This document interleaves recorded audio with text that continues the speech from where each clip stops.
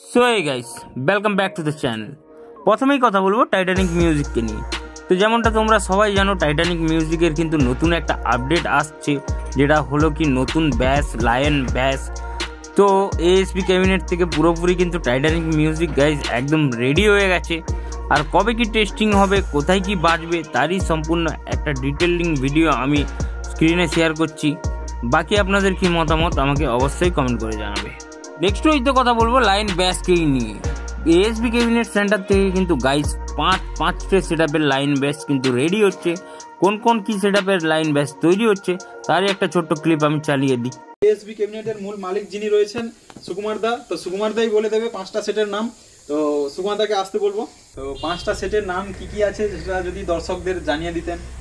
5টা সেট বলতে Titanic music, power music, Gholpukur Shrikrishna music, Chandipur কে মিউজিক, আর মা মনসা প্রো। তো আপনি দেখতে পাচ্ছেন আপনারা মা মনসা প্রো।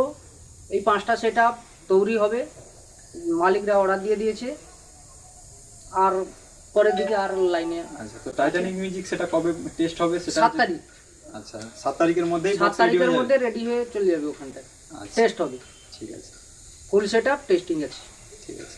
তো বন্ধুরা অবশ্যই জানতে পেরে গেলেন যে টোটাল 5টা সেট আপ হচ্ছে। সেটা কিন্তু আমি বললাম না, মালিক নিজেই মুখে বলে দিল যে 5টা সেট আপ রেডি হবে। তো প্রথমত কিন্তু রেডি হচ্ছে টাইটানিক মিউজিক। তো সেটা হচ্ছে আমাদের খেজুরির কসারিয়ার সেট আপ, লায়ন বেসের সর্বপ্রথম। ঠিক আছে, তো তারপরে রয়েছে।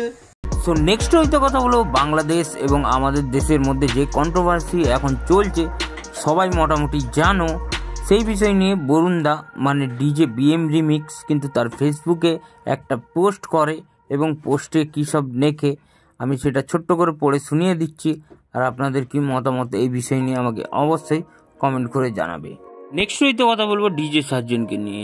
ডিজে সার্জেন নিজের কমিউনিটি ট্যাবে একটি কন্ট্রোভার্সিয়াল পোস্ট করে বলে, এখানে আমি পড়ছি না কারণ এটা পড়লে হয়তো কন্ট্রোভার্সিও হতে পারে বা কিছু কিছু মানুষ কমেন্ট করে বলবে যে আমি কন্ট্রোভার্সিটাকে আরও ছোট্ট করে স্ক্রিনশট দিয়ে দিচ্ছি স্ক্রিনে, আপনারা পুরোটা রিড করতে পারেন। আর আপনাদের কি মতামত এই বিষয়টা নিয়ে আমাকে অবশ্যই কিন্তু কমেন্ট করে জানাবেন।